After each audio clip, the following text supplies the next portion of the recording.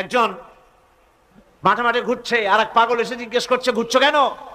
ঘুরবো না, আগামীকাল কোরবানির দিন, গরু তালাশ করতেছি, গরু পাচ্ছি না, বাজারে টাজারে ঘুরলাম, আবার আর এক বাজারে যাচ্ছি।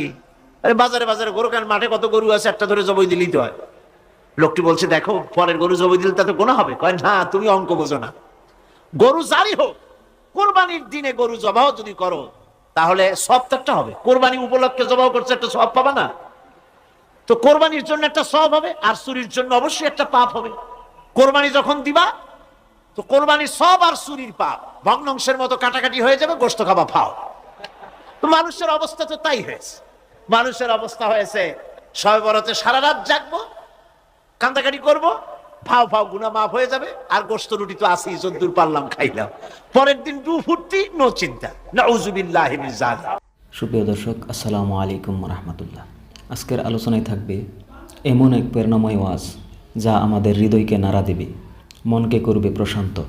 আলোচনা করছেন প্রখ্যাত আলিমে দ্বীন, ইসলামিক চিন্তাবিদ আল্লামা দিলওয়ার হোসেন সাইদি রাহিমাহুল্লাহ।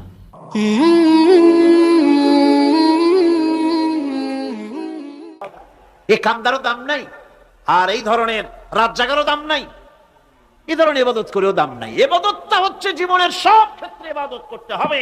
ইবাদত সম্পর্কে মিস ইন্টারপ্রিটেশন যেটা এসেছে, ভুল অর্থ যেটা এসেছে, সেই ভুল অর্থের কারণে মানুষ শুধু মনে করে নামাজ রোজা হজ যাকাতই শুধু ইবাদত না। ইবাদত হচ্ছে জীবনের সকল ক্ষেত্রে গোলামিটা হতে হবে আল্লাহ পাকের সব জায়গায়। পার্লামেন্টে গোলামি হবে কার? কোর্ট কাছারিতে কার? অফিস আদালতে কার? স্কুলে কলেজে কার? খেতে খামারে কার? রান্নাঘরে, নিজের ঘরে, পরিবারে, সব জায়গায় আনুগত্য কার? কেবলমাত্র আল্লাহ সুবহানাহু ওয়া তাআলার হুকুম অনুযায়ী জীবন পালন করার নামই হচ্ছে ইবাদত। এই ইবাদত, নামাজ পড়ার নাম ইবাদত, নামাজ না পড়ার নামও ইবাদত। রোজা রাখার নামও ইবাদত, রোজা না রাখাও ইবাদত। এখন আপনারা বলতে পারেন, যেটা ঠিক, কি আশ্চর্য কথা শুনাইলেন। নামাজ পড়া তো ইবাদত, নামাজ না পড়া আবার কোন দেশে ইবাদত? রোজা রাখা তো ইবাদত, রোজা না রাখা কোন দেশে ইবাদত? মূল কথা হচ্ছে 5 ওয়াক্ত নামাজ সময় মতো পড়বেন, তা তো আপনার ইবাদত হবে। কিন্তু সূর্য উদয়ের সময়, সূর্য ঠিক মাথার উপরে থাকার সময়, সূর্য ঠিক অস্তগামী হওয়ার সময় নামাজ পড়া জায়েজ নাই, সেজদা করা জায়েজ নাই, হারাম করা হয়েছে। সুতরাং এই 3 সময় নামাজ না পড়াটাই ইবাদত। সারা বছর রোজা রাখবেন, ইবাদত হবে। কিন্তু 2 ঈদের 5 দিন রোজা রাখা হারাম করা হয়েছে, ওই 5 দিন রোজা না রাখাটাই, তার অর্থ হলো জীবনের সমস্ত কাজটাই হলো ইবাদত হবে, যদি মুসলমান আল্লাহর হুকুম মাফিক তার জীবনকে পরিচালনা করে। আপনার চোখের চাহনিটাও তো ইবাদত হবে। সুবহানাল্লাহ। এই চোখ দিয়ে গুনাহ কামাই করা যাবে, আবার এই চোখ দিয়ে সওয়াব কামাই করা যাবে। যদি কোনো সন্তান তার মা বাপের দিকে ভক্তির নজরে, মহব্বতের নজরে যদি তাকায়, নবীজি বলেছেন একটা কবুল নফল হজের সওয়াব আমলনামায় লেখা যাবে। সাহাবীরা প্রশ্ন করেছেন, যদি কেউ 100 বার তাকায় তো কি হবে?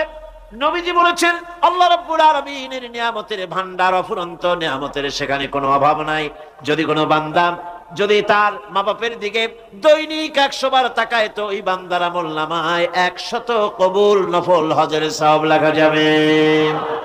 তাহলে দেখা গেল চোখের চাহনি আপনার ইবাদত, আপনার ঘুম ইবাদত, আপনার চাকরি ইবাদত, আপনার ব্যবসা বাণিজ্য ইবাদত।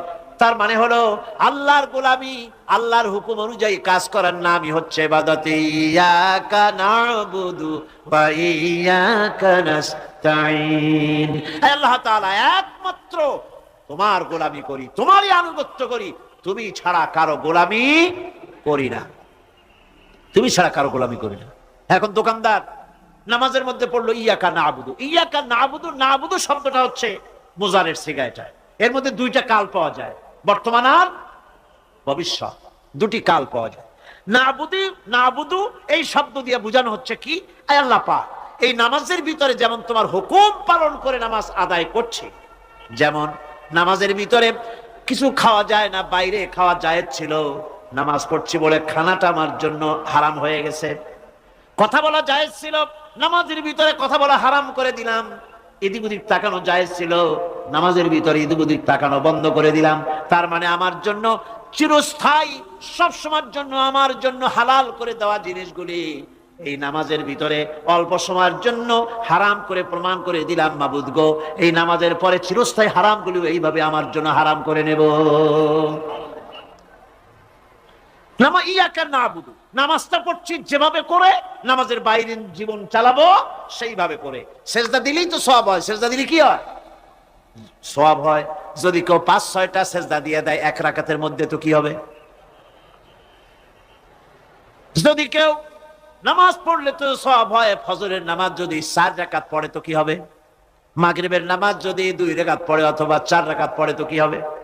ইচ্ছে করে যদি এভাবে করে, ভুল করবে নয়, ইচ্ছে করে যদি করে, তাহলে আল্লাহর আইনের সঙ্গে বিরোধিতা করছে বলে সে বিদ্রোহী হিসাবে প্রমাণিত হবে। সুতরাং কথা হচ্ছে, নামাজের ভিতরে আয় আল্লাহ পাক ইয়াকা নাবুদু, এই নামাজের ভিতরে তোমার হুকুম মেনে যেভাবে নামাজ আদায় করি, নামাজের বাইরের জীবনটাও তোমার হুকুম মেনে পালন করব। এটাই হচ্ছে ইবাদতের মূল থিম, মূল আইডিয়া, মূল ফিলসফি। নামাজ ইবাদত করতে হবে জীবনের সব ক্ষেত্রে। নামাজের ভিতরে বললাম ইয়াকা নাবুদু, দোকানদার, এই লোকটা কি ঘি বিক্রি করবে, ঘি আনছে দোকানে, তারপরে নামাজ পড়তে দাঁড়িয়েছে। দোকানের পেছনে ছোট্ট ঘর আছে, নামাজ পড়তে দাঁড়িয়েছে, শুরু করে দিল আল্লাহু আকবার, আলহামদুলিল্লাহি রাব্বিল আলামিন আর রহমানির রহিম মালিকি ইয়াউমিদ্দিন ইয়াকা নাবুদু ওয়া ইয়াকা। তাড়াতাড়ি পড়তে হবে যেহেতু খরিদ্দার আসতেছে। খরিদ্দার 2-4 জন ভিড় জমায়েছে, নামাজ ছেড়ে দিয়েছে।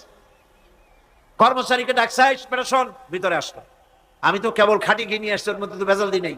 তাড়াতাড়ি করে ওর মধ্যে যা দিয়ে ভেজাল দিতে হয় ভেজাল টাল দিয়ে ঠিক মতো দিয়া তারপরে বিক্রি করবি। 100 টাকা কিনছিস, 250 টাকা করে বিক্রি করবি। আল্লাহু আকবার, রহমানির রহিম মালিকি ইয়াউমিদ্দিন ইয়াকা নাবুদু ওয়া ইয়াকা নাস্তাইন। এটা নামাজ হইল কর? এই নামাজের আল্লাহর কোনো দরকার আছে? কোনো দরকার নেই। ইবাদত তো হবে নামাজ যার হুকুমে, ব্যবসা তার হুকুমে। নামাজে সেজদা দিব যার হুকুমে, রোজা রাখবো তার হুকুমে, নামাজ পড়বো যার হুকুমে, অর্থনীতি চালাবো তার হুকুমে, নামাজ পড়বো যার হুকুমে, আমার দেশের কলকারখানা চলবে, নামাজ পড়বে যার হুকুমে, পার্লামেন্ট চলবে তার হুকুমে, নামাজ পড়বো যার হুকুমে, রাজনীতি চলবে তার হুকুমে। এর উল্টা পাল্টা যদি হয় মুসলমান মানতে পারে কখনই।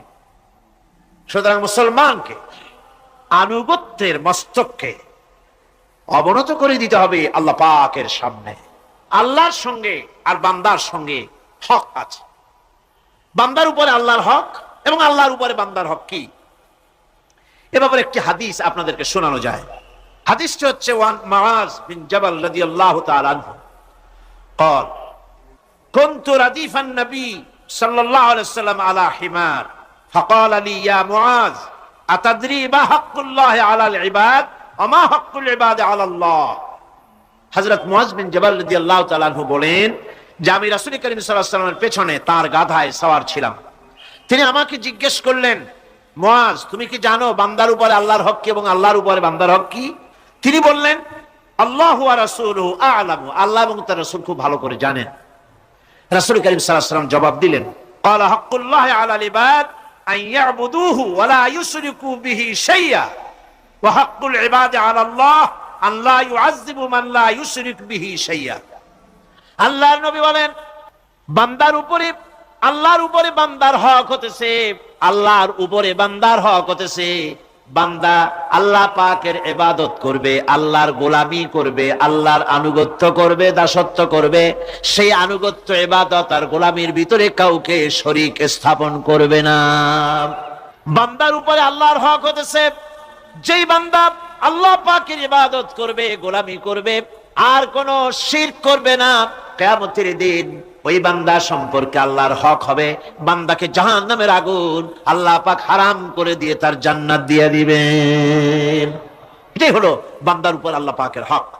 সুতরাং ইবাদত হবে সলিড কার জন্য? আল্লাহ পাকের জন্য। জোরে বলেন কার জন্য? একমাত্র, কেবলমাত্র, শুধুমাত্র আল্লাহ পাকের জন্য গোলামি হবে।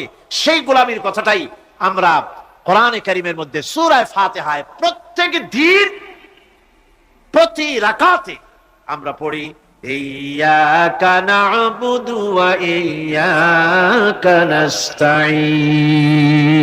আয় আল্লাহ তাআলা, কেবলমাত্র তোমার ইবাদত করি, কেবলমাত্র তোমারই দাসত্ব করি, আর কারো আনুগত্য দাসত্ব করি না। এই গোলামি, এই দাসত্ব আল্লাহ পাক আমাদেরকে করার তৌফিক দান করুন, আমরা বলি আমিন। আমাদের জীবনে ওঠায় বসায়, চলায় ফেরায়, বক্তৃতায়, ভাষণে, বিয়েতে, শাদীতে, আমাদের ইলেকশনে, আমাদের নির্বাচনে, আমাদের অর্থনীতিতে, রাজনীতিতে, আমাদের সমাজনীতিতে, পরিবারের নীতিতে, জীবনের সব ক্ষেত্রে আমরা গোলামি যেন করতে পারি কার? নামাজের ভিতরে যে কথাটা বলি, এই কথাটা যেন আমাদের বাস্তব জীবনে আমরা কার্যকরী করতে পারি। আল্লাহ পাক যেন তৌফিক দান করেন। বিশ্বকবি, কবি সম্রাট আল্লামা ডক্টর ইকবাল কি সুন্দর করে বলেছেন, আজ ভি হো জো ইব্রাহিম কা ইমা पैदा, आज भी हो जो इब्राहिम का इमां पैदा, आ कर सकती है एक अंदाज गुलिस्तां पैदा।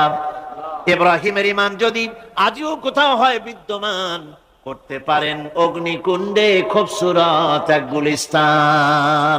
এখনো যদি ইব্রাহিমের ইমান যদি কারো মধ্যে জাগ্রত হয়, আর তাকে যদি আগুনে ভালানো হয়, সে আল্লাহ আজও আছেন না? নাই? আছে কিনা? আল্লাহু লা ইলাহা ইল্লা হুয়াল হাইয়ুল কাইয়ুম। পড়েন সবাই, আল্লাহু লা ইলাহা ইল্লা হুয়াল হাইয়ুল কাইয়ুম। তিনি সদা জাগ্রত, তিনি চিরঞ্জীব। সুতরাং মহান শক্তিধর আল্লাহ পাক, তার হচ্ছে সব গোলাম। তুমি গোলাম হইয়া আর এক গোলামের কাছে হাত পাতো, সে তোমারে কিচ্ছু দিতে পারবে না। আমি দৃষ্টান্ত দিতে গিয়ে বলি, একজন ভিক্ষুক সে যদি আর একজন ভিক্ষুকের কাছে গিয়ে বলে, ভাই আমারে 10টা টাকা দাও, সে 10 টাকা পাবে কই? সারাদিন খয়রাত করে পাইছে মোটে 5 টাকা, তোমারে তো 10 টাকা দিতে পারবে না।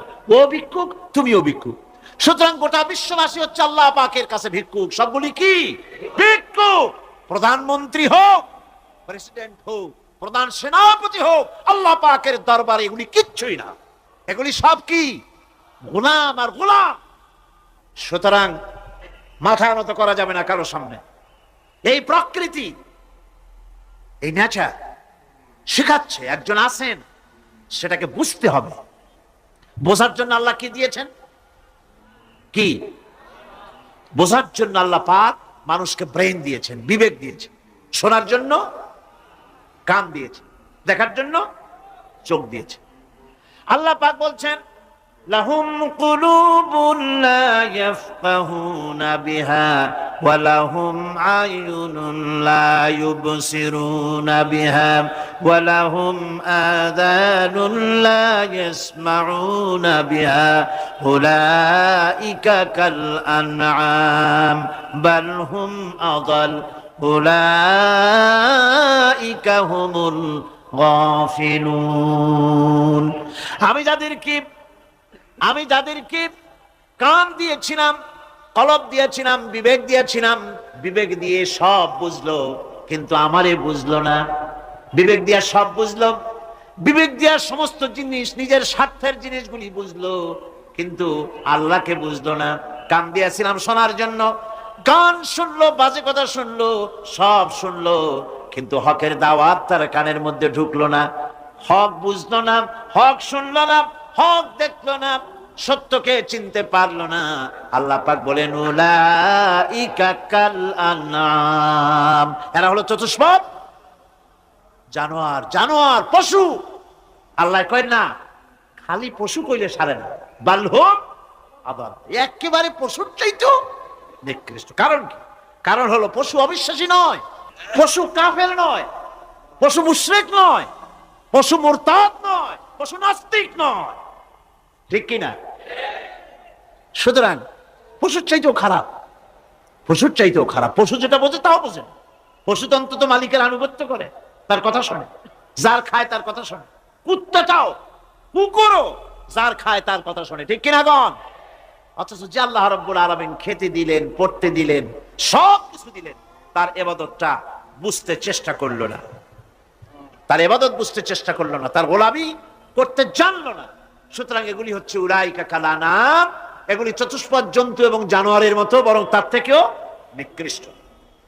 মানুষকে আল্লাহ পাক জ্ঞান দিয়েছিলেন, সেই জ্ঞান দিয়ে সে দূরবীন আবিষ্কার করলো, জ্ঞান দিয়ে দূরবীন আবিষ্কার করলো, যাতে করে শকুনের চাইতেও তীক্ষ্ণ দৃষ্টি সম্পন্ন হয়। সে গাড়ি আবিষ্কার করলো যাতে করে চিতাবাঘের চাইতেও বেশি দৌড়াইতে পারে। সে সাবমেরিন আবিষ্কার করলো যাতে করে মাছের চাইতেও বেশি দ্রুতগামী হয়ে চলতে পারে পানির তলা দিয়া। সব কিছুই করলো, কিন্তু তার মনুষ্যত্বকে বাড়াইতে পারলো না, মনুষ্যত্বকে বাড়াতে পারলো না। এই মনুষ্যত্বই ছিল সবচেয়ে বড় জিনিস। কবি বলছেন, মুঝে ये डर है कि दिले जिंदा तू ना मर जाए, मुझे ये डर है कि दिले जिंदा तू ना मर जाए, कि जिंदगानी इबारत है तेरे जीने से, मुझे ये डर है कि दिले जिंदा तू ना मर जाए। আমার এই ভয় হয়, হে আমার জীবন্ত আত্মা, তোর না অপমৃত্যু হয়ে যায়। কারণ তোর যদি অপমৃত্যু হয় তাহলে আমার তো বেঁচে থাকার কোনো লাভ নাই। আমরা তো আমাদের আত্মা, জীবিত আত্মাকে মেরে ফেলছি, জীবিত আত্মাকে মেরে ফেলছি, আত্মাকে বিকশিত করছি না। আত্মাকে বিকশিত করতে হবে। এই আত্মা বিকশিত হবে কিভাবে? সব জিনিসের খাবার আল্লাহ পাক এই জমিনে তৈরি করেছেন, ঠিক কিনা কর?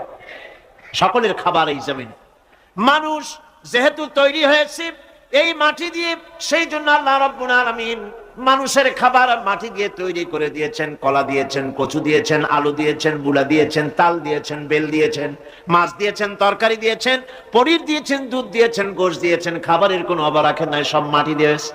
কিন্তু যেই রুহটা আমাদের ভিতরে, যে আত্মাটা আমাদের মধ্যে, যে আত্মা থাকলে পরে বাঁচি, আত্মা না থাকলে পরে মরে যাই, সেই রুহের খাবার আমরা কেউ দিতেছি না। রুহটা কি? আল্লাহ পাক বলছেন, নবী আপনাকে প্রশ্ন করা হয়, ওয়ায়াসআলুনাকা আনির রূহ কুলির রূহু মিন আমরি রাব্বি। নবী হে, প্রশ্ন করা হয় রূহ কি জিনিস? এর জবাব হচ্ছে, এই বলে দিন, রূহ হচ্ছে আল্লাহর একটু অর্ডার, একটু হুকুম তোমার ভিতরে কাজ করছে। ওই রূহেরও কিছু খাবার আছে, ওই রূহেরও কিছু খাবার আছে। সেই রূহকে খাবার জমিনে তৈরি হবে না। রূহ গোশত খাবে না, পনির খাবে না, দুধ খাবে না, সর খাবে না, ফল খাবে না, কি খাবে? রূহের খাবার।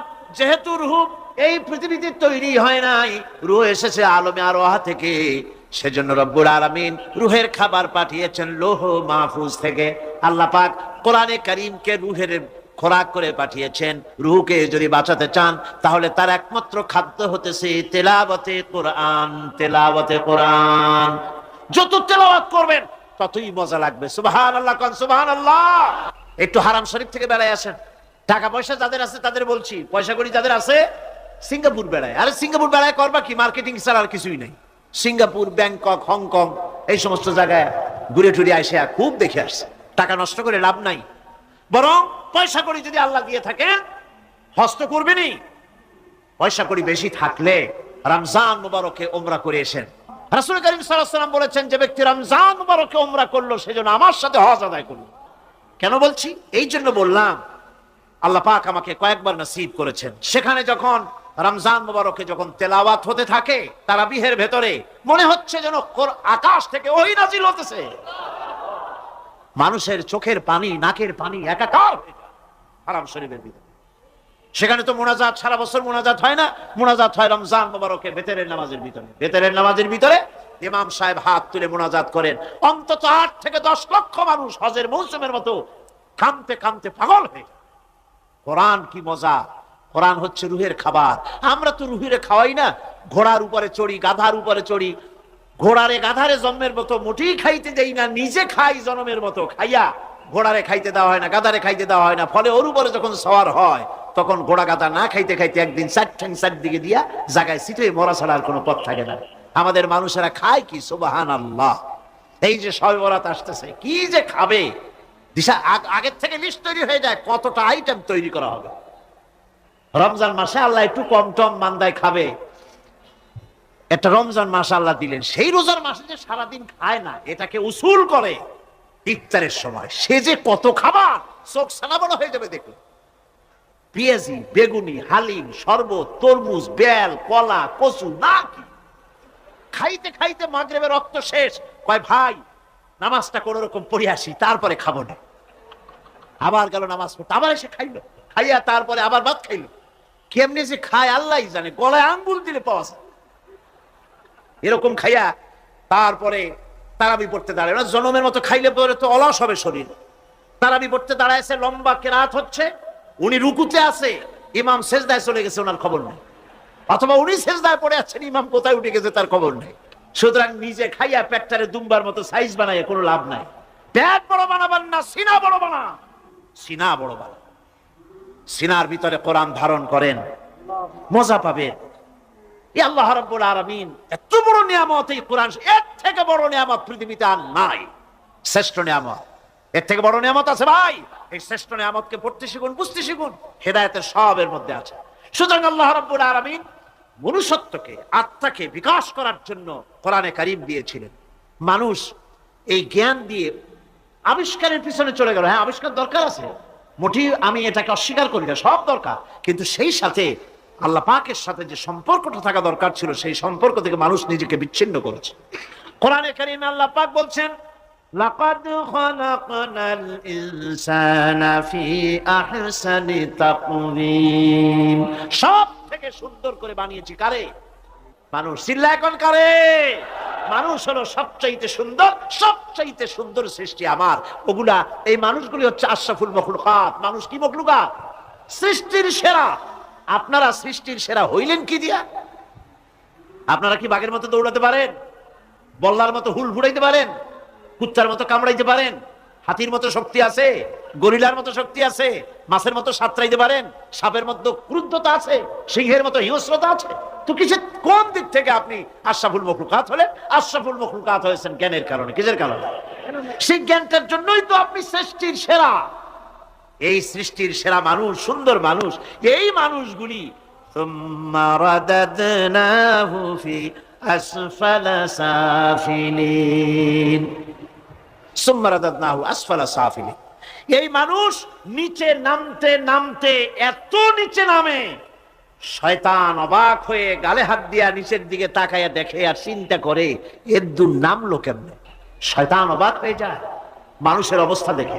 আজ America, British parliament, American parliament আইন পাশ করে পুরুষে পুরুষে বিবাহ জায়েজ করে দিয়েছে সেখানে। নাউযুবিল্লাহি মিন যালিক। শয়তানের চাইতে নিকৃষ্ট। শয়তানও এইসব কাম জানেও না, বোঝেও না। শয়তান তো ভালো, কুত্তাও জানে না, ঠিক কিনা কন? কুকুরেও সমকামিতা করে না, শুয়ারেও করে না, গাধায়ও করে না। মানুষ কোথায় নামছে? এই মানুষ সৃষ্টির সেরা বানিয়েছিলাম, শয়তানের চাইতে নিকৃষ্ট হয়ে গেল। আল্লাহ পাক বলেন, ইল্লাল্লাযীনা আমানু ওয়া আমিলুস সালিহাতি ফালাহুম আজরুন গায়রু মামনুন। কিন্তু যারা ঈমান এনেছে, আমলে সালেহ করেছে, তাদের জন্য রয়েছে অফুরন্ত পুরস্কার। এই অফুরন্ত পুরস্কার আল্লাহ রাব্বুল আলামিন দান করবেন যারা নাকি মুমিন বান্দা, যারা নাকি ইবাদত করবে তাদের জন্য। এখন আমি আপনাদেরকে বলতেছিলাম যে ইবাদত গোলামি অর্থে, এর গোলামির পূর্ণ অর্থ সেটা হচ্ছে যে ব্যক্তি, পরিবার, সমাজ, রাষ্ট্র, জীবনের সকল ক্ষেত্রে গোলামি করতে হবে কার? আল্লাহ পাকের। এই ইবাদত শব্দটাকে কোরআনে কারিমে কয়েকটা অর্থে ব্যবহার করা হয়েছে, সে অর্থগুলি আমাদের জানা দরকার। যেমন ইবাদত এবং দাসত্ব অর্থে আল্লাহ পাক বলছেন, সুম্মা আরসালনা মূসা ওয়া আখাহু হারুনা বিআয়াতিনা ওয়া সুলতানিম মুবিন। অথবা মূসা এবং তার ভাই হারুনকে আমার নিদর্শন দিয়ে তাদেরকে সুস্পষ্ট রূপে প্রমাণ সহ ফেরাউন এবং তার সভাসদের কাছে আমি পাঠিয়ে দিলাম। তারা যখন তাদের কাছে গিয়ে দ্বীনের দাওয়াত দিল, তখন তারা কি বলল? ফাকালু আনুমিনু লিবাশারাইনি মিসলিনা ওয়া কওমুহুমা লানা আবিদুন। আমি যখন তাদেরকে পাঠালাম, তারা যখন দ্বীনের দাওয়াত দিলেন, ইবাদতের দাওয়াত দিলেন, তখন তারা বলল, আমরা কি এমন আমাদেরই মতো দুজন মানুষের আনুগত্য করব? এখানে আবেদুন অর্থাৎ দাসত্ব, আমরা কি তার দাসত্ব করব? এই দাসত্ব একমাত্র আল্লাহরই হতে পারে, আর কারো হতে পারে না। সেজন্য কোরআনে কারীম অন্যত্র বলছে, ইয়া আইয়ুহাল্লাযীনা আমানু কুলু মিন তাইয়্যিবাতি মা রাযাকনাকুম ওয়াশকুরু লিল্লাহি ইন কুনতুম ইয়্যাহু তা'বুদুন। হে ঈমানদারেরা, তোমরা যদি আমার ইবাদত করো তবে আমি তোমাদেরকে যে সব পবিত্র জিনিস দান করেছি তা খাও এবং আল্লাহর শুকর আদায় করো। তো ইবাদত আল্লাহ পাকের করলে আল্লাহ পাক তাদেরকে খেতে দিবেন, পড়তে দিবেন, সবকিছু আল্লাহ পাক করে দিবেন। তো আল্লাহ পাকের ইবাদত করতে হবে, আল্লাহ পাকের উপর ঈমান আনতে হবে, আর তাগুতকে অস্বীকার করতে হবে। অন্য আরেকটি আয়াতে কথাটা এভাবে এসেছে, ফামান ইয়াকফুর বিত্তাগুতি ওয়া ইউমিন বিল্লাহি ফাকাদ ইসতামসাকা বিল উরওয়াতিল উসকা লা ফিসামা লাহা ওয়াল্লাহু সামিউন আলিম। যে ব্যক্তি তাগুতকে অস্বীকার করলো, ওয়া ইউমিন বিল্লাহ, এবং আল্লাহর উপর ঈমান এনেছে, ফাকাদ ইসতামসাকা বিল উরওয়াতিল উসকা, সে এমন এক মহান অবলম্বন ধারণ করলো যে কোনো জিনিসই তাকে বিচ্ছিন্ন করে দিতে পারবে না। এমন এক মহান অবলম্বন ধারণ করেছে। সুতরাং আল্লাহর উপর ঈমান আনতে হবে, তাগুতকে অস্বীকার করতে হবে। ইবাদত জীবনের সকল ক্ষেত্রে করতে হবে কার? আল্লাহ পাক। কোরআনে কারীম বলছে, এর আগে আমি প্রথমে শুনিয়েছি, সমস্ত নবীরা, আম্বিয়া আলাইহিস সালাম, তারা তার নিজের জাতিকে গোলামির জন্য দাওয়াত দিয়েছেন। আল্লাহ পাকের বলেছেন আমার জাতি, একমাত্র নবী মুহাম্মদ রাসূলুল্লাহ সাল্লাল্লাহু আলাইহি ওয়াসাল্লাম আমার জাতি তিনি বলেন নাই। তাকে দিয়ে আল্লাহ পাক বলেছেন, ইয়া আইয়ুহান নাসু উবুদু রাব্বাকুমুল্লাযী খালাকাকুম ওয়াল্লাযীনা মিন ক্বাবলিকুম লাআল্লাকুম তাত্তাকুন। রাব্বাকুম উবুদু রাব্বাকুম আয় আতিউ রাব্বাকুম, গোলামি করো, আনুগত্য করো, দাসত্ব করো তোমার সেই প্রভুর, সেই রবের যিনি তোমাকে সৃষ্টি করেছেন। তার আনুগত্য জীবনের সব ক্ষেত্রে করো। এক জায়গায় করলে হবে না, সব জায়গায় করলে হবে। আগামী রাত্রিটা হচ্ছে শবে বরাত, তাই না? বোঝেন নাকি বোঝেন না? আগামী রাত্রিটাই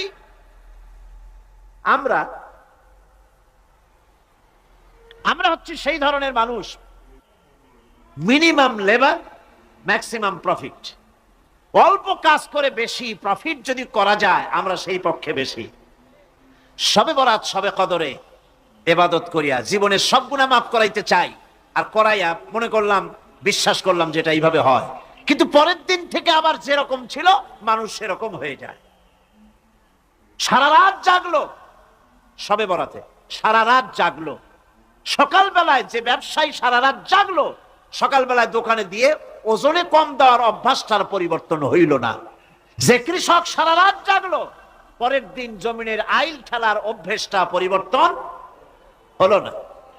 যে ব্যক্তি মিথ্যা কথা বলতো, চুরি করত, ডাকাতি করত, যে অফিসার সারা রাত জেগেছেন, পরের দিন অফিসে গিয়ে তার ঘুষ খাওয়ার বদভ্যাস থেকে তিনি নিজেকে বিরত রাখতে পারেননি। তাহলে এই শবে বরাত করে রাত জেগে ফায়দা কতটুকুন ফায়দা? হ্যাঁ, ফায়দা কিছু আছে, ফায়দা আছে। সেটা হলো পায়াস খাওয়া, সেটা হলো গোশত খাওয়া, রুটি খাওয়া, এই ফায়দা তো হবেই, এগুলি হয়। কিন্তু আপনার মূল ফায়দা হবে কি করে যদি আপনার অভ্যাসের পরিবর্তন না হয়? কথা বোঝেন কিনা? মূল অভ্যাসের তো পরিবর্তন করতে হবে। মৌলানা মৌলবীরা ছাড়া কোরআন বুঝবো না, এই কথাটা হলো শয়তানের বড় রকমের একটি ওয়াসওয়াসা। আল্লাহ পাক নিজেই বলছেন কোরআন বোঝা কঠিন না সহজ।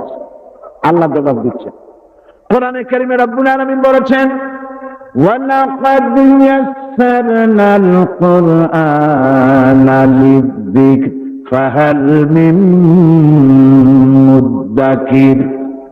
কোরআন শরীফকে মানুষের কাছে মুখস্থ করার জন্য আর বোঝার জন্য আমি আল্লাহ সহজ করে দিয়েছি।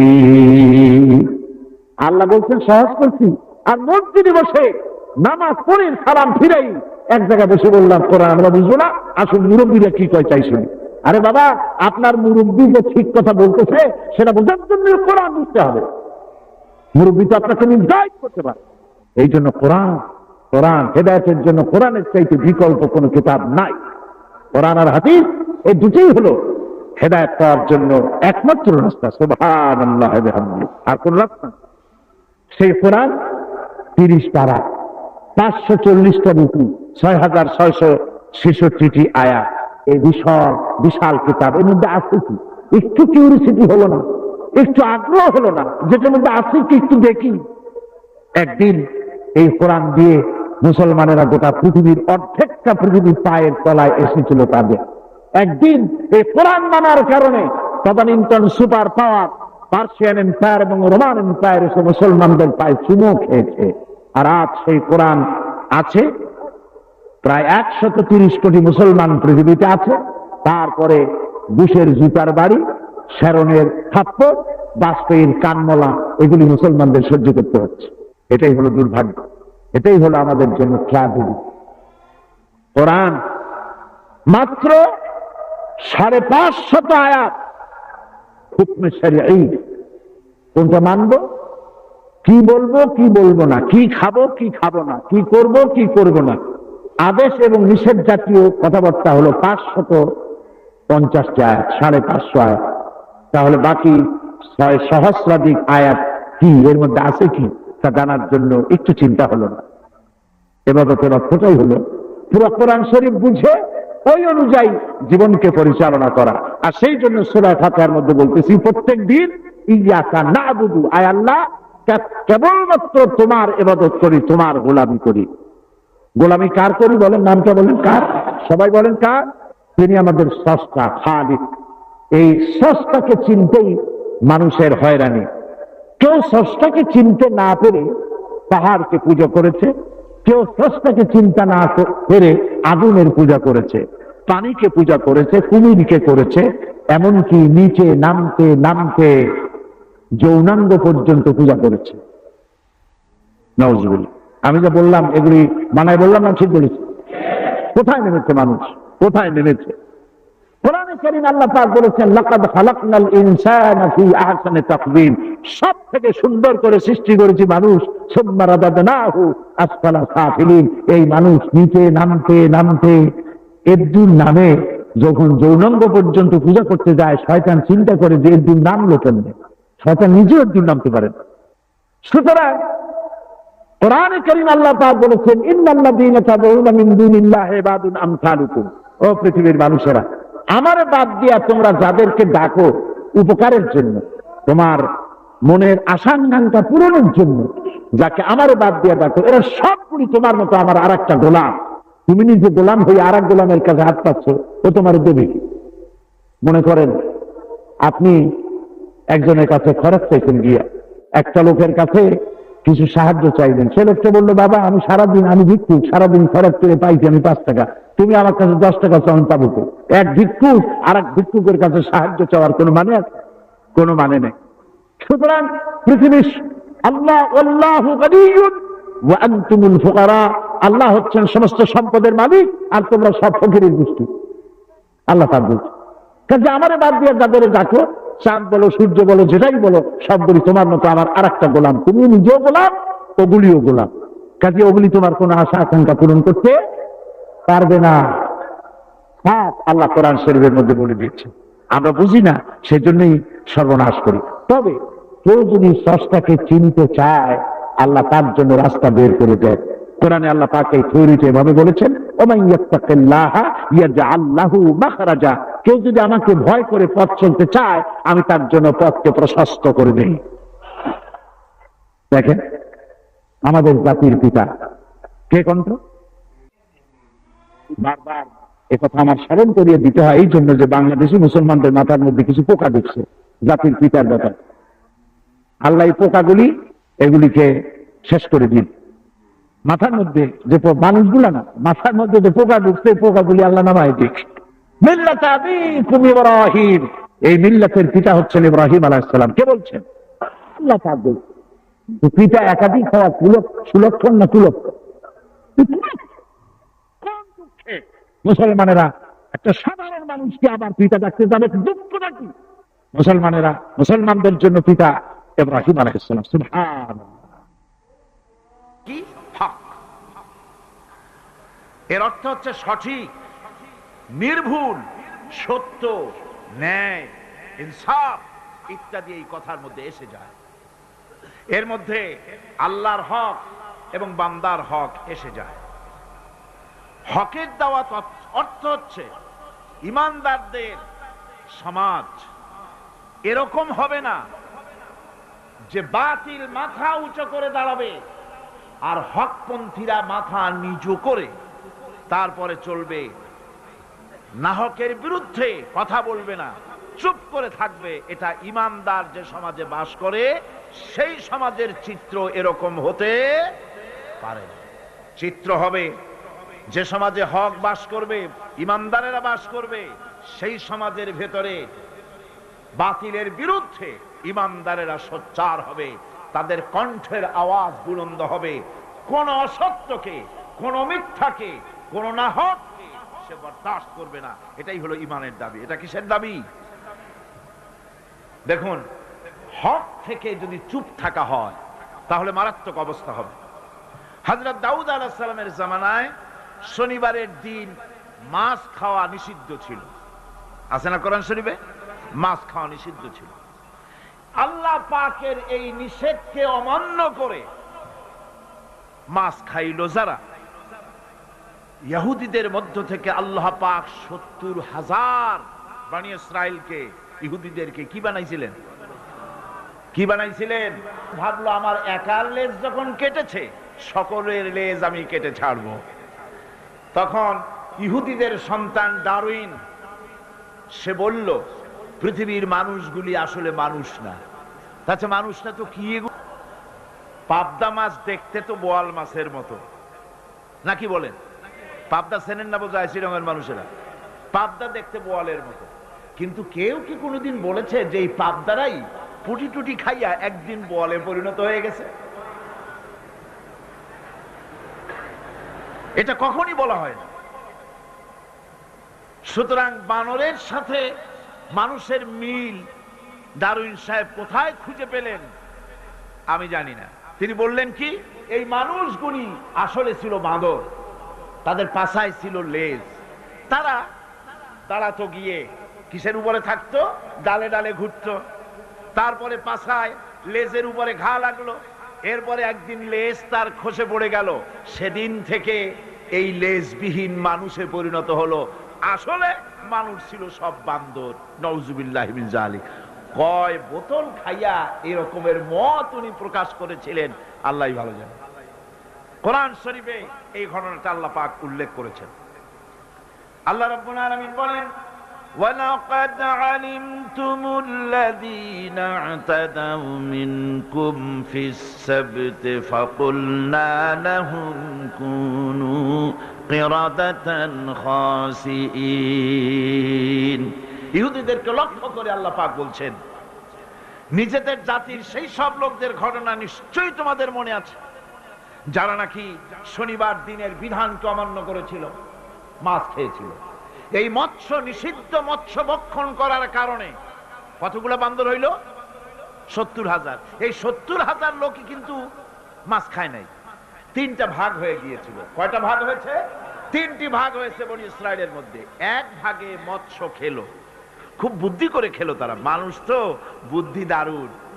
তারা চিন্তা করলো শনিবারে মাছ যখন খাওয়া নিষেধ, তো শনিবারের দিন মাছ যখন আসবে কেনারায় একটা বেড়া দিয়ে রাখবে, এমন করে শনিবারে এসে ঢুকবে, বাইরেতে পারবে না। রবিবার দিন ওইটারে ধরিয়ে ধরিয়ে মজা করে খাবো। নিষিদ্ধ মৎস্য ভক্ষণ করলো, এই হলো এক শ্রেণী। 2 নম্বরে মাছ খায়ও নাই, নিষেধও করে নাই কাউকে। 3 নম্বরে মাছ খায় নাই, বরং আল্লাহর এই নিষিদ্ধ ব্যাপারটি জানাই দিয়েছে, খবরদার আল্লাহ নিষেধ করেছেন মৎস্য খেও না। তাহলে কয়টা ভাগ হলো? 3টি ভাগ। রব্বুল আলামিন ইহুদিদের মধ্য থেকে যারা নিষিদ্ধ মৎস্য, নিষিদ্ধ দিনে মৎস্য যারা ভক্ষণ করলো তাদেরকে, আর যারা মাছ খায় নাই, নিষেধ করে নাই, এই 2 শ্রেণীকে একত্রিত করে সবগুলারে গোষ্ঠী সুদ্ধা রাতারাতি বানর বানাইয়া দিলেন। তার অর্থ কি? এর দ্বারা বোঝা গেল হক কথা বলতে হবে, অন্যায় চুপ করে যদি সহ্য করেন, অন্যায় যে করে আর অন্যায় যে সহে, দুজনই কি? দুজনই সমান পাপী। আপনাকে নিষেধ করতে হবে, অন্যায়ের বিরুদ্ধে আপনাকে কথা বলতে হবে। লূত আলাইহিস সালামের জামানায় যখন জমিনটাকে উল্টে দেওয়ার জন্য অর্ডার হলো, তখন ফেরেশতা বলছিল, আয় আল্লাহ, এই জমিনে তো একটা লোক আছে যে 30 বছর পর্যন্ত তোমার ইবাদত করেছে, সেই লোকটারে তো সরাবার ব্যাপারে তুমি কিছু বললা না। আল্লাহ রাব্বুল আলামিন বললেন, জমিনটা উল্টায়া ওর মাথায় আগে রাখো, ওরে শুদ্ধা জমিনটারে উল্টায় দাও। কারণ গোটা জাতি যখন আমার সঙ্গে নাফরমানি করছে, আমার নবীর সঙ্গে নাফরমানি করতেছে, তখন এরা কথা বলে নাই। এই লোক নিজের ইবাদত নিয়ে ব্যস্ত ছিল, নিজেকে জাহান্নাম থেকে বাঁচাবার চেষ্টা করেছে। গোটা জাতি জাহান্নামে যায়, সেজন্য ভুরুক্ষেপ করে নাই। হক কথা বলতেই হবে। হক যে বলবে না, হক থেকে যে চুপ থাকবে, সে হচ্ছে শয়তানুন আখরাস, বোবা শয়তান। রাসূলুল্লাহ হাদিসে বলেছেন, হক থেকে যে চুপ থাকে সেটা কি শয়তান? বোবা শয়তান। এখন আপনাকে বিপদ মুসিবত থেকে বাঁচার জন্য হকের দাওয়াত দিতে হবে, তা না হলে আল্লাহ পাক ক্ষমা করবেন না। না হক যখন সমাজে চলতে থাকে, হকের আওয়াজকে, একজনকে হলেও হকের আওয়াজ বুলন্দ করতে হবে। কোরআনে কারিমে রব্বুল আলামিন বলেন, ওয়াত্তাকু ফিতনাতান লা তুসিবান্নাল্লাযীনা যালামু মিনকুম খাসসা। সতর্ক থাকো, বেঁচে থাকো ওই সব বিপদ থেকে, মুসিবত থেকে, যেই বিপদ শুধুমাত্র বিপদের কারণ যারা, ওদের জন্যই নাজিল হবে না, বরং যারা সহ্য করে তাদের উপরও বিপদ আসবে।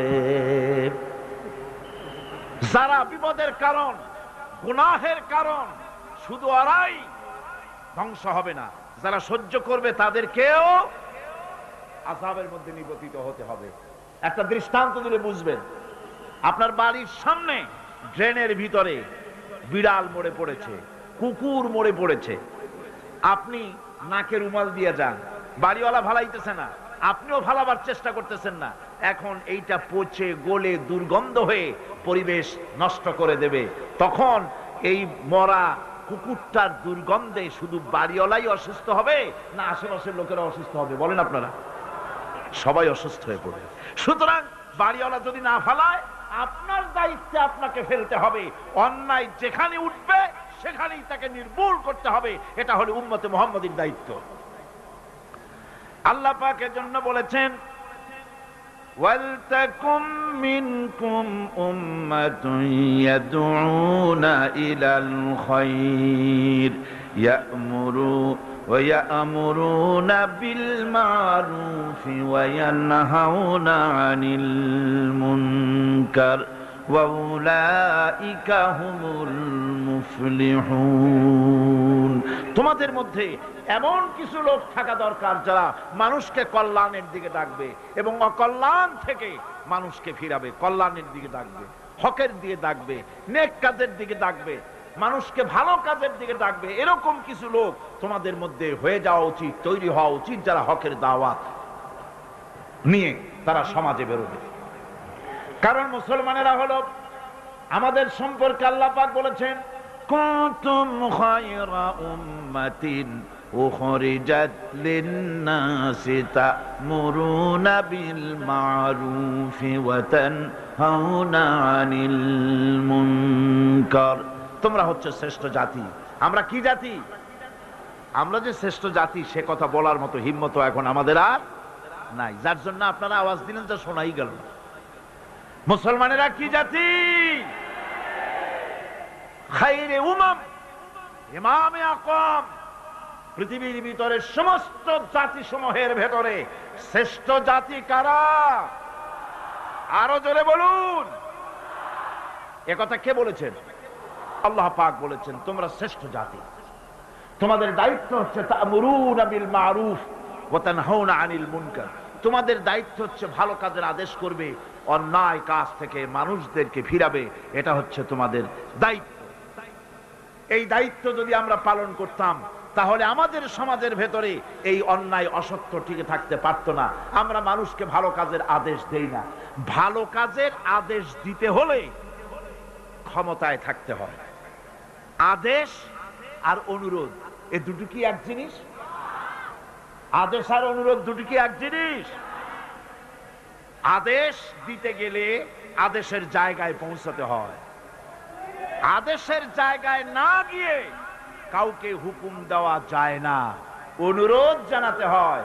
গভর্নমেন্টের কাছে বিনীতভাবে অনুরোধ জানাই, সিনেমার অশ্লীলতার জ্বালায় টিকতে পারি না, রমজান মুবারক এসেছে, এই অশ্লীল সিনেমার ছবি নামায় ফেলা হোক, বিনীতভাবে অনুরোধ জানাই। এটা হলো অনুরোধ। আর আল্লাহ বলছেন ইসলামের ব্যাপারটা অনুরোধের ব্যাপার নয়, এটা হচ্ছে আদেশের ব্যাপার। ক্ষমতায় এমন লোক পাঠাতে হবে যে রমজান মাস এলে পরে অর্ডার দেবে, সিনেমার সমস্ত ছবি আর গান বন্ধ করে দাও। হোটেলের কোনো দরজা খোলা থাকতে পারবে না, কোন খাবারের দোকান মুসলমানদের খোলা থাকতে পারবে না। এটা হচ্ছে অর্ডারের কাজ। তা'মুরুনা বিল মারুফ, আমর, হুকুম, অর্ডার। অনুরোধ করে হয় না, এটা আদেশ দেওয়ার মাকামে যেতে হয়। সেই আদেশের মাকামে আমরা কি যেতে পেরেছি? পারিনি। আমাদের অবস্থা হচ্ছে মোল্লার দৌড় মসজিদ পর্যন্ত। এই কথাটা যে কে শুনাইছে আল্লাহই জানে। मोल्ला को जो मिला है मस्जिद में सजदे की इजाजत, मुल्ला को जो मिला है मस्जिद में सजदे की इजाजत, नालायक समझते हैं यही इस्लाम की आजाद। मौलवी साहेब মসজিদের ইমামতি পাইছেন আর মনে করেছেন যে আমি ইসলামের স্বাধীনতা পেয়ে গিয়েছি। ডিজি সাহেব যদি দাওয়াত দেয়, মন্ত্রী সাহেব যদি দাওয়াত দেয়, আনন্দে অস্থির হয়ে যায়। আরে বাপ রে, ডিসি দাওয়াত দিছে, কি সোজা কথা, মরি কি বাসি, উঠি কি পড়ি। ওই জায়গা পার্লামেন্ট, সেক্রেটারিয়েট, বঙ্গভবন যেদিন কোরআনের দখলে আসবে, সেই দিন অর্ডার দিয়ে অন্যায়কে বন্ধ করা সম্ভব হবে।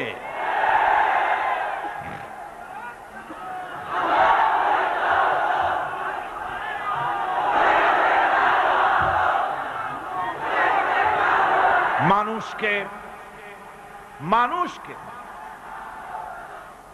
হকের দাওয়াত দিতে হবে। আল্লাহ রাব্বুল আলামিন বলেন, ওয়ামান আহসানু কাওলাম মিম্মান দাআ ইলাল্লাহি ওয়া আমিলা সালিহান ওয়া ক্বালা ইন্নানী মিনাল মুসলিমিন। ওয়ামান আহসানু কাওলাম মিম্মান দাআ ইলাল্লাহ, ওর থেকে ভালো কথা আর কার হতে পারে যে ব্যক্তি মানুষকে আল্লাহর দিকে ডাকে। সুবহানাল্লাহ বলেন, সুবহানাল্লাহ বলেন। আল্লাহর দিকে যে ডাকে সেই ওয়ামান দা ইলাইহি, হাদিস শরীফের ভিতরে আছে মান ক্বালা বিহি সাদাকা। কোরআন থেকে যে কথা বলে সে কি কথা বলে? সত্য কথা বলে। কোরআন থেকে যে কথা বলে সত্য কথা বলে। মান ক্বালা বিহি সাদাকা ওয়া মান আমিলা বিহি উজরা। আরে কোরআন থেকে যারা আমল করে আল্লাহ তাদেরকে পুরস্কৃত করেন। ওয়া মান হাকামা বিহি আদালা, কোরআন থেকে যে বিচার করে সেই জাস্টিস, ইনসাফ কায়েম করে।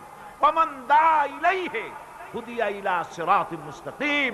আর যারা কোরআনের দিকে দাওয়াত দেয় তাদের দাওয়াতই সহজ সরল দাওয়াত। আওলাদের রাসূল আপনাদের সামনে কোরআনের দাওয়াত দিলেন, কোরআনের পক্ষে কাজ করুন, সবাই হাত উঁচু করে আপনারা সমর্থন দিয়েছেন। আমরাও অপেক্ষা করব এই সমর্থন আপনারা কতদিন বজায় রাখতে পারে। আল্লাহ যেন তৌফিক দেন। জোরে বলেন আমিন, আরো জোরে বলেন আমিন। ওয়ামান আহসানু কাওলাম মিম্মান দা ইলাল্লাহ, ওর চাইতে ভালো কথা আর কার? যে মানুষকে আল্লাহর দিকে ডাকে। আমরা কার দিকে ডাকি? বিশ্বাস করুন, আমরা তো সমাজতন্ত্রের দিকে মানুষ ডাকি না। বলেন, আমরা কি সমাজতন্ত্রের দিকে মানুষ ডাকি? পুঁজিবাদের দিকে ডাকি, জাতীয়তাবাদের দিকে ডাকি, ধর্ম নিরপেক্ষ মতবাদের দিকে ডাকি। আমরা কার দিকে ডাকি? ধর্ম নিরপেক্ষ মতবাদ, আল্লাহর তৈরি না মানুষের তৈরি? পুঁজিবাদ আল্লাহর না মানুষের? সমাজতন্ত্র আল্লাহর না মানুষের? জাতীয়তাবাদ আল্লাহর না মানুষের? আরে কোরআন কার, ইসলাম কার? সেই আল্লাহ রাব্বুল আলামিনের দিকে আমরা ডাকি। আমরা আমার বাপের দিকে ডাকি না, মায়ের দিকে ডাকি না, দাদার দিকে ডাকি না, মন গড়া কথা বলি না, ওলামায়ে হক কথা বলে কোরআনের কথা। সুবহানাল্লাহ। ওয়ামান আহসানু কাওলাম মিম্মান দাআ ইলাল্লাহ, ওয়ামান আহসানু কাওলাম মিম্মান দাআ ইলাল্লাহ। ওর থেকে ভালো কথা আর কার হবে যে ব্যক্তি মানুষকে ডাকে আল্লাহর দিকে। সুবহানাল্লাহ। প্রাণ ভরে কান সুবহানাল্লাহ। আমরা কোন নেতার দিকে মানুষকে ডাকি না, আল্লাহর কসম আমরা কোন মানুষের পূজা করি না, কোন ব্যক্তির পূজা করি না, কোন নেতার পূজা করি না, কোন নেতার দিকে মানুষকে আকর্ষিত করি না। আমরা মানুষকে ডাকি আল্লাহর দিকে, আর ডাকি বিশ্ব নবী সৈয়দুল মুরসালিন আশরাফুল আম্বিয়া রাহমাতুল লিল আলামিন জনাবে মুহাম্মদুর রাসূলুল্লাহ সাল্লাল্লাহু আলাইহি সাল্লামের দিকে মানুষদেরকে ডাকি। ওয়ামান আহসানু কাওলাম মিম্মান দাআ ইলাল্লাহ। ওর থেকে ভালো কথা আর কার হবে যে মানুষকে আল্লাহর দিকে ডাকে। ওয়া আমিলা সালিহান, আর এরপরে সে নেক কাজ করে, সৎ কাজ করে। ওয়াকালা ইন্নানি মিনাল মুসলিমিন, আর আমি হচ্ছি মুসলমানদের একজন। আমি মুসলমান তা বলছে না, কিন্তু কি বলছে? আমি মুসলমানদের একজন। এই আয়াত নাজিল হলো কখন? যখন মক্কায় মুসলমানদের উপরে অত্যাচারের স্টিম রোলার চালানো হচ্ছিল। মুসলমানদেরকে চিৎ করে শোয়াইয়া আগুনের উপরে চিৎ করে শোইয়েছে। আগুনের আংটা আগুনের উপরে চিৎ করে শুইয়ে দিয়ে বুকের উপরে পাথর চাপা দিয়ে রাখা হয়েছে। হযরতে খুবাইব রাদিয়াল্লাহু তাআলা আনহুকে খালি গায়ে দেখে একদিন হযরত ওমর বলেছিলেন, খুবাইব তোমার পিঠের এমন অবস্থা কেন? কোমরটা এরকম চিকুন, পিঠের ভিতরে এত বড় বড় গর্ত কেন? তিনি বললেন, ওমর ভাই তোমার কি মনে নাই ইসলাম কবুল করার অপরাধে কাফির বেঈমানেরা আমাকে মারধর করেছে, না খাওয়ায় রেখেছে।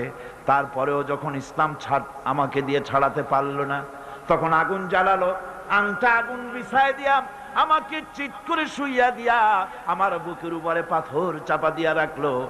আগুন পুড়ে পুড়ে গোশতের মধ্যে ঢুকলো, গায়ের রক্ত আর চর্বি গলে গলে আগুনগুলো নিভে গেল। সেই যে পিঠের ভিতরে গর্ত হয়েছে, আজও পর্যন্ত পিঠের গর্ত মুছে যায় নাই।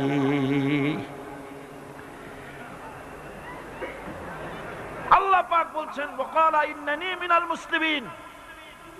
ওই সাহাবীরা যখন নিজেকে মুসলমান বলে পরিচয় দেওয়ার অর্থই হলো সিংহ, ব্যাঘ্র, হিংস্র প্রাণীর সামনে নিজেকে সুপর্দ করে দেওয়া, সেই পজিশনে, ওই প্রেক্ষাপটে মুসলমানরা বলতেছে ইন্নানি মিনাল মুসলিমিন, যে মুসলমান গুলারে তোমরা পিটাও আমি ওদের একজন মুসলমান।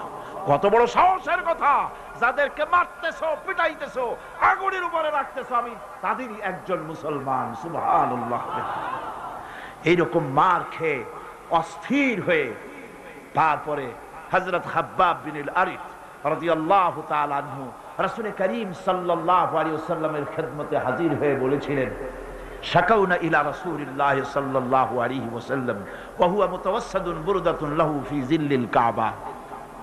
তিনি কাবা শরীফের ছায়ায় আরাম ফরমাচ্ছিলেন। হযরতে খাব্বাব বিন আল-আরিত সেখানে গিয়ে বললেন, আলা তাস্তানসিরু লানা, আলা তাদউ লানা ইয়া রাসূলুল্লাহ, হে রাসূল আপনি কি আমাদের জন্য দোয়া করবেন না? আমরা তো শেষ হয়ে গেলাম।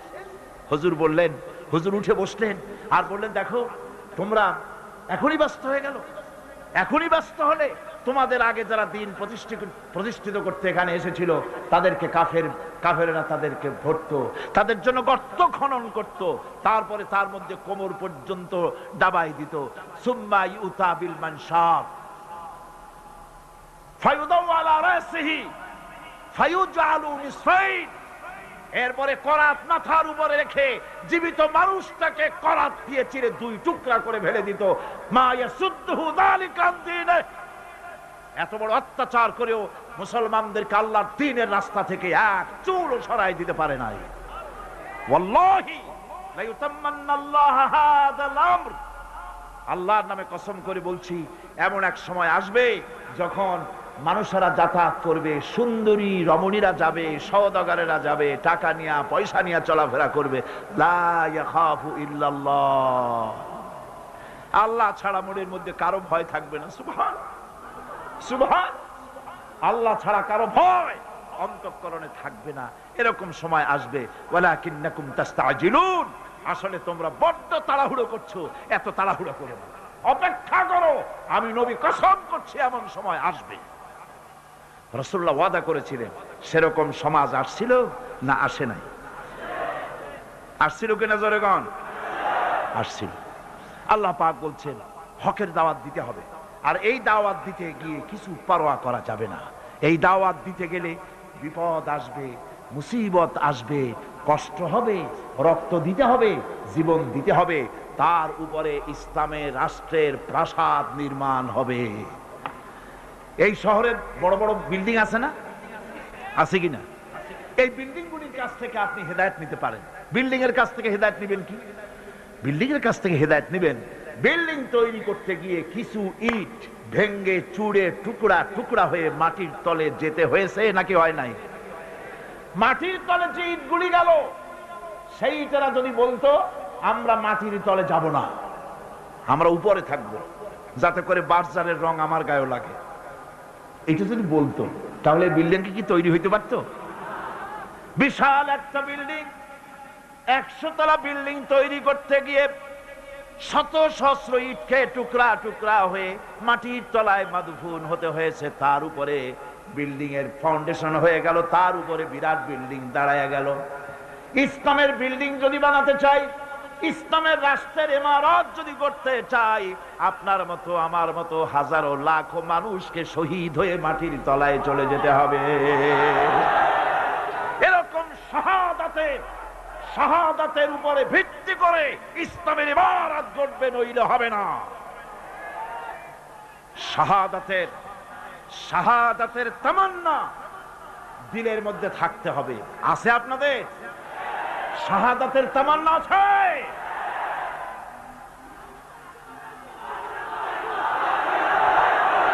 বুখারী শরীফে এসেছে,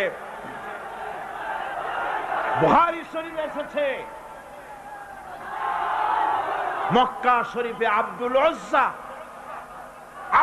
উজ্জা 20 বছরের যুবক, 20 বছরের যুবক ইসলাম কবুল করার জন্য পাগল, কিন্তু চাচা ইসলাম কবুল করে না বলে করতে পারছে না। চাচার অধীনে আছে, এতিম মানুষ, বাড়ি নাই, ঘর নাই। চাচ্ছিল চাচা যদি ইসলাম কবুল করে আমিও করব। যখন নাকি রাসূলুল্লাহ হিজরত করলেন, আব্দুল উজ্জা বলতেছে, ও চাচা, মুহাম্মদুর রাসূলুল্লাহ সাল্লাল্লাহু আলাইহি ওয়াসাল্লাম আখিরি জামানার পয়গম্বর, এটা আপনি মানেন কিনা? চাচা বলছে, আমার তো তাই মনে হয়। তাহলে ইসলাম কবুল করবেন নাকি? তিনি বললেন, না, ইসলাম আমি কবুল করব না। আব্দুল উজ্জা বলছে, আমি দীর্ঘদিন অপেক্ষা করতেছিলাম আপনি ইসলাম কবুল করবেন বলে। আপনি যখন করবেন না, আপনি সাক্ষী থাকেন, আমি আমার কথা ঘোষণা করে দিলাম, আমি মুসলমান হয়ে গেলাম। লা ইলাহা ইল্লাল্লাহু মুহাম্মাদুর রাসূলুল্লাহ। চাচা বলছে, এই কালেমা পড়ার অর্থ কি তুমি জানো? বলে, না, জানি না। এর অর্থ হচ্ছে, তোমাকে আমি যা দিয়েছি, বাড়ি ঘর টাকা পয়সা উট ঘোড়া সব আমাকে ফিরায় দাও। তিনি বললেন, সব তুমি নিয়ে নাও। চাচা বলছে, এটাই শেষ নয়, তোমার গায়ের যে জামা আছে, পরনে লুঙ্গি আছে, এটা আমার, এটাও দিতে হবে। গায়ের জামা পরনের কাপড়টাও খুলে দিয়ে দিলেন। কত চড়া দামে ইসলাম গ্রহণ করেছে, কত চড়া দাম। উলঙ্গ অবস্থায় মায়ের কাছে গিয়ে হাজির। 20 বছরের যুবককে উলঙ্গ দেখে মা 2 হাত দিয়ে চোখ ছেপে ধরেছেন। বাবা, তোমার এই অবস্থা কেন? তিনি ঘটনা শোনালেন। মা বললেন, আমার কাছে কি চাও? ছেলে বলছে, মা, একটা কাপড় চোপড় কিচ্ছু একটা দাও, আমি মদিনাতুর রাসূল, মদিনায় চলে যেতে চাই, রাসূলুল্লাহর কাছে আমি যেতে চাই, আমি পাগল হয়ে গেছি, আমার একটু কাপড় দাও।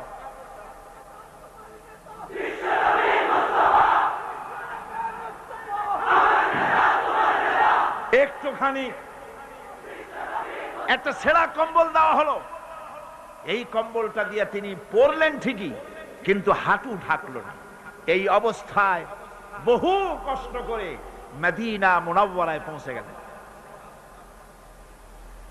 রাসূলুল্লাহর সঙ্গে দেখা হলো। হুজুর দেখলেন উদ্ভ্রান্ত যুবক, মাথার চুলগুলো এলোমেলো, চেহারায় ক্ষুধার্তের ছাপ। জিজ্ঞেস করলেন, তুমি কে?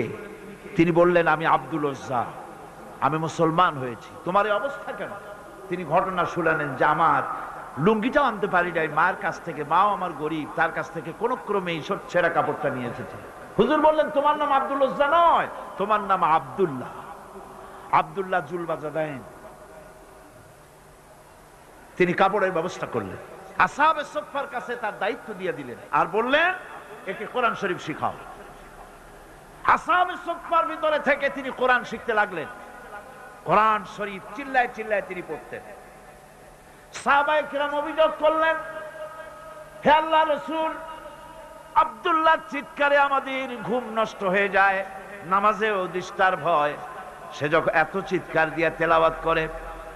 নবীজি বললেন, সাহাবীরা, আব্দুল উজ্জার কোনো ব্যাপারে বিরক্ত হয়েও না, তাকে বেশি করে চিল্লাইতে দাও, জোর করে তেলাওয়াত করতে দাও, কারণ তার ঈমান আনার পেছনে বড় দাম দিতে হয়েছে, বড় কষ্ট করে ঈমান এনেছে, পরনের লুঙ্গিটা পর্যন্ত আনতে পারে নাই, তাকে প্রাণ ভরে তেলাওয়াত করতে দাও।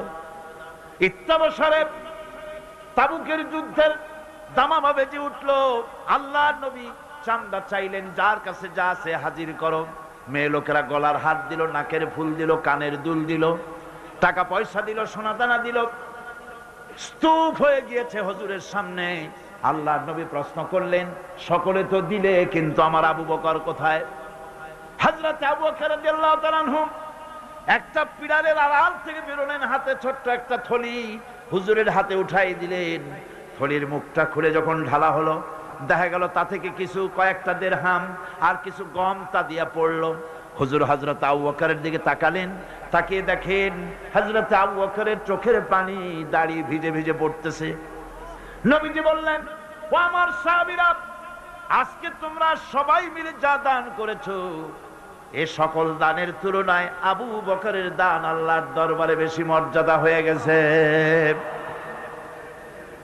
সকলের মধ্যে প্রশ্ন জাগলো। এই প্রশ্ন নিরসন করার জন্য নবীজি প্রশ্ন করলেন, তুমি কত দিছো, কত রাখছো? প্রত্যেক সাহাবী বললেন, আমি এত দিয়েছি, বাড়ি এত আছে, অর্ধেক দিছি, অর্ধেক আছে, 12 আনা দিছি, 4 আনা। হযরত আবু বকর রাদিয়াল্লাহু তাআলা আনহুকে প্রশ্ন করা হলো, তুমি কি দিয়েছো, বাড়ি কত রেখে এসেছো? হযরত সিদ্দিক আকবর রাদিয়াল্লাহু তাআলা আনহু বলছেন, ইয়া রাসূলুল্লাহ, আল্লাহ পাকের কসম করে বলছি, আমি আবু বকরের ঘরে জাগতিক সম্পদ বলতে যা বুঝায় আল্লাহর নবীর কদম মোবারকে উৎসর্গ করে দিয়েছি। আমার ঘরে আল্লাহ তার রাসূল ছাড়া কোনো জিনিস আর বাকি নাই।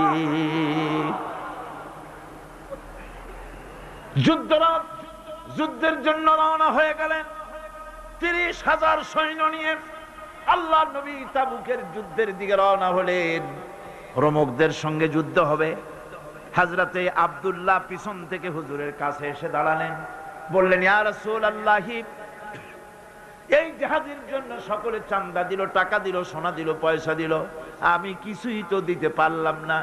আমি আপনার কাছে দোয়া চাই, আপনি দোয়া করেন, এই তাবুকের প্রান্তরে গিয়ে আমি যেন আমার জীবনটা দিয়া যেন আমি এই চান্দা দিতে পারি, এই জিহাদের জন্য যেন আমার শাহাদাত আল্লাহ রাব্বুল আলামিন মঞ্জুর করে নেন।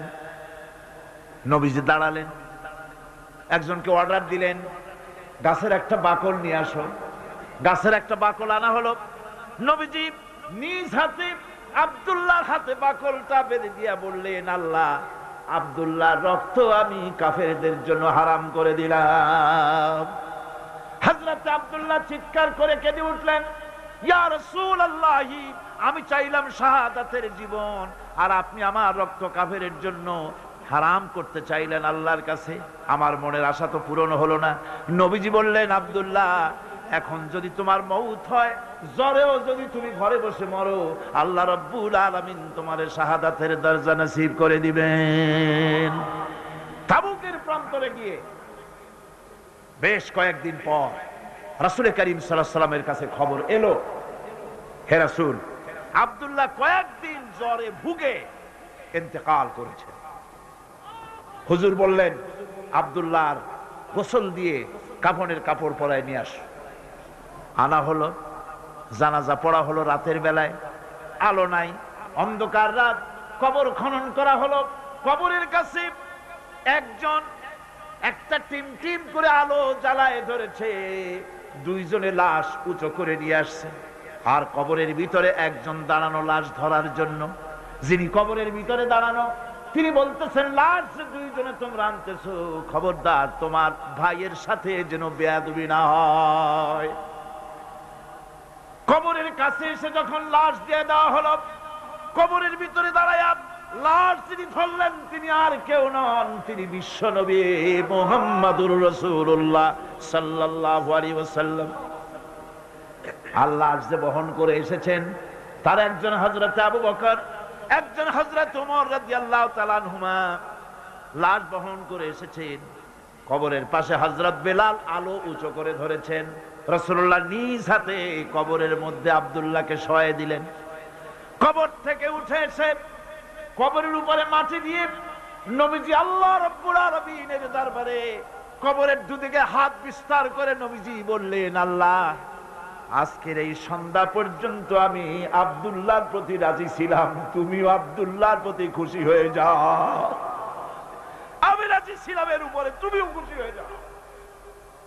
হযরত ইবনে মাসউদ রাদিয়াল্লাহু তাআলা আনহুমা চিৎকার মেরে কেঁদে বলছিলেন, আয় আল্লাহ, কতই না ভালো হতো আব্দুল্লাহর লাশটা না হইয়া আজকে যদি আমার লাশটা হতো, তাহলে আমার ভাগ্যটা কতটা খুলে যেত। দ্বীনের জন্য, ইসলামকে টিকে রাখার জন্য হকের ময়দানে আসতে হবে, হকের কথা বলতে হবে, ইসলামের পতাকা উঁচু করে ধরতে হবে। ভয় করা যাবে না। ভয় করা যাবে? একটু জোরে সোরে জিকির করেন, সুবহানাল্লাহ, আলহামদুলিল্লাহ, লা ইলাহা, আরো জোরে, সুবহানাল্লাহ।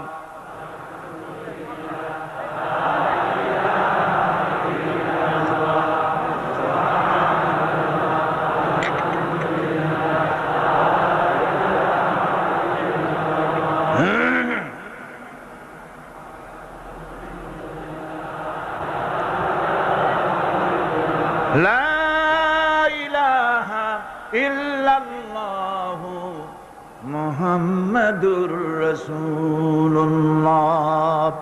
বন্ধুগণ, কোরআন শরীফের এই তাফসীরের মাহফিলে আমরা সব সময় হক কথা বলি, ঠিক কিনা?